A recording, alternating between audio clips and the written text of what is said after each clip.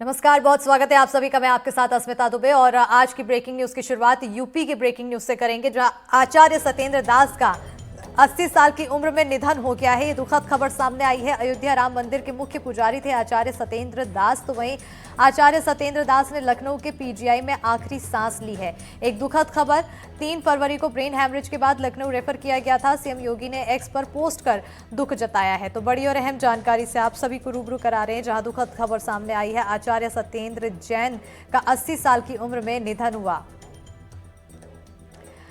तो बड़ी और अहम जानकारी यूपी से, जहां आचार्य सत्येंद्र दास का 80 साल की उम्र में निधन हुआ है। अयोध्या राम मंदिर के मुख्य पुजारी थे आचार्य सत्येंद्र दास। आचार्य सत्येंद्र दास ने लखनऊ के पीजीआई में आखिरी सांस ली है। 3 फरवरी को ब्रेन हैमरेज के बाद लखनऊ रेफर किया गया था, जिसके बाद सीएम योगी ने एक्स पर पोस्ट कर दुख भी जताया है।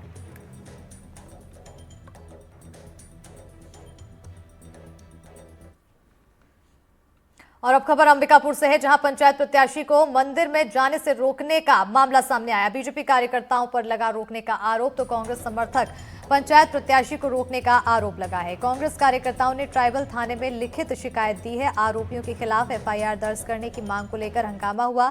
आदिवासी समाज और कांग्रेस ने आंदोलन की चेतावनी दी। तो इस वक्त की बड़ी और अहम जानकारी से आप सभी को रूबरू करा रहे हैं। अंबिकापुर से बड़ी खबर है, जहां पंचायत प्रत्याशी को मंदिर में जाने से रोकने का मामला सामने आया। बीजेपी कार्यकर्ताओं पर रोकने का आरोप लगा है। पूजा करने से मना किया गया। उनके द्वारा ये बोला गया कि ये भारतीय जनता पार्टी के कार्यक्रम है, यहाँ पर आपको इस मंदिर में पूजा करना मना है और आप यहाँ से तत्काल चले जाइए। तो इससे मैं बहुत ही आहत हुई हूँ, क्योंकि मैं एक आदिवासी वर्ग से आती हूँ और हमारा आस्था है कि जहाँ पर भी हम जाते हैं मंदिर का दर्शन करते हैं। और आज हमें अरविंद मिश्रा नामक व्यक्ति के द्वारा उस मंदिर में पूजा करने से मना किया गया और उनके द्वारा ये साबित किया गया कि ये भारतीय जनता पार्टी का कार्यक्रम है, आपको यहाँ पूजा नहीं करना है, आप एक आदिवासी वर्ग से आते हैं, आप यहाँ से चले जाइए। नगरीय निकाय चुनाव आज हम लोग व्यस्त थे और क्षेत्र क्रमांक 1 की प्रत्याशी कांग्रेस समर्थित सरिता पैकरा जी अपने क्षेत्र में दौरा कर रही थी। हमारी सीनियर लीडर मधु सिंह जी उनके साथ में थी और उनके परिजन साथ में थे।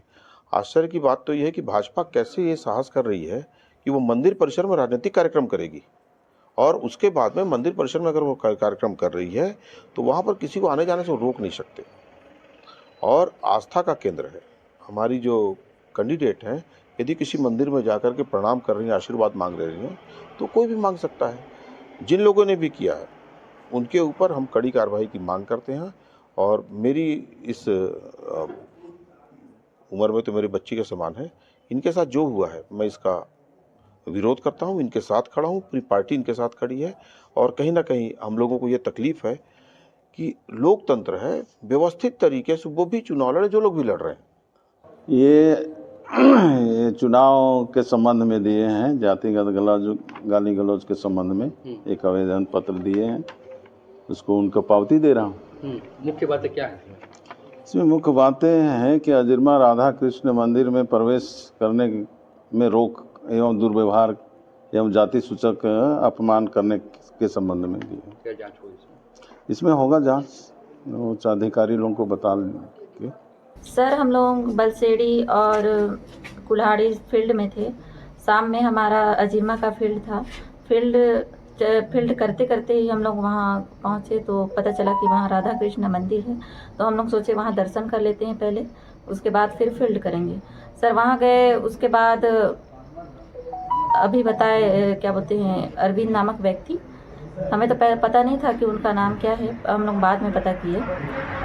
तो वो गए, उसके बाद हम लोग को बोले कि ये भाजपा का कार्यक्रम है, यहाँ आप कांग्रेसी लोग यहाँ से चले जाइए, इस टाइप से।